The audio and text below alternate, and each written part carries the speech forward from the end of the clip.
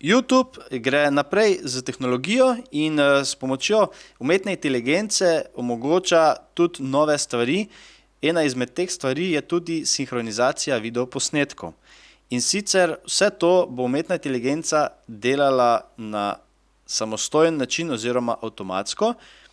In šli so tako daleč, da planirajo v letu 2024 omogočiti, da bo zvok, se pravi sama sinhronizacija, v originalnem vokalu oziroma da boste mislili, da dejansko poslušate originalnega content creatorja oziroma ustvarjalca YouTube kanala.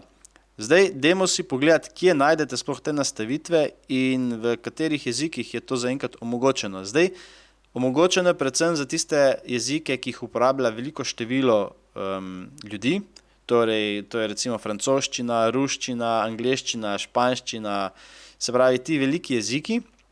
Torej mi kot Slovenija smo zaenkrat še premajhni, da bi imeli to možnost, verjamem pa, da slej ko prej bo to omogočeno za cel svet, je pa res najprej ponuditi to zadevo večjim.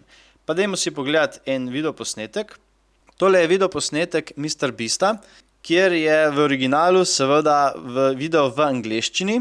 Tukaj lahko pogledamo, kjer so nastavitve, od spodaj, kjer je kolešček, da nam piše zvočni posnetek. In tukaj vidite številko 14. Ta številka 14 pomeni, da je v tem videoposnetku možno preklopiti v 14 različnih jezikov oziroma sinhronizacij. Če poslušamo najprej v angleščini, video izgleda takole.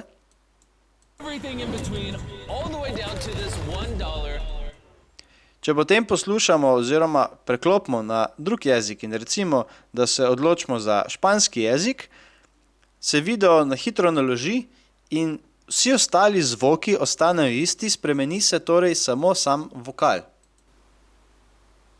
Que se cae a pedazos.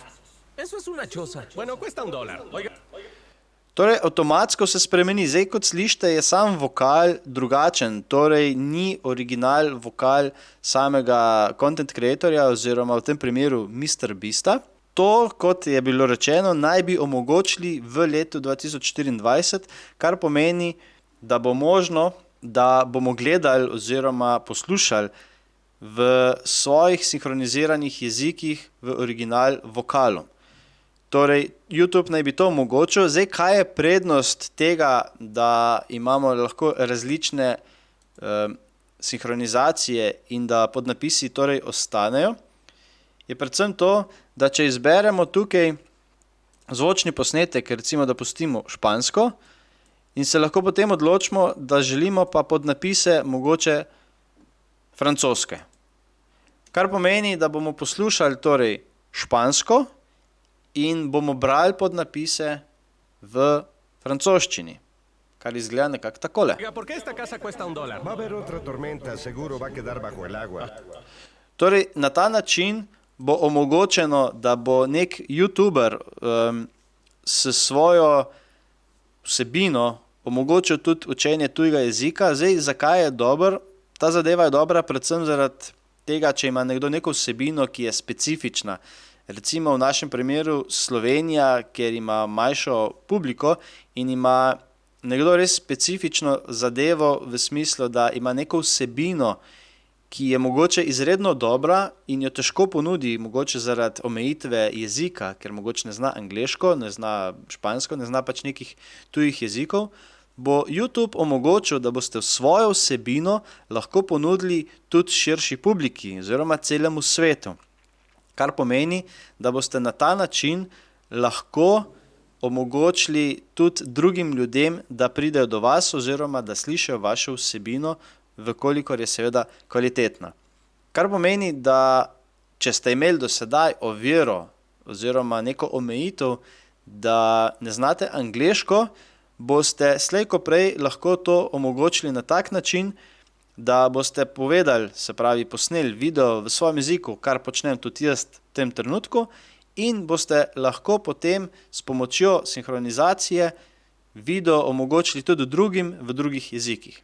Mislim, da je zadeva koristna, mislim, da zadeva se bo obdržala oziroma bo tudi naprej napredovala Če podnapisi ostanejo, jaz mislim, da ja. Jaz mislim, da podnapisi bodo ostali še vedno in da bo omogočena dvojna možnost, se pravi, tako kot sem pokazal, da boste recimo dali podnapise v nekem jeziku in potem sinhronizacijo v drugem in se boste na ta način lahko tudi izobraževali.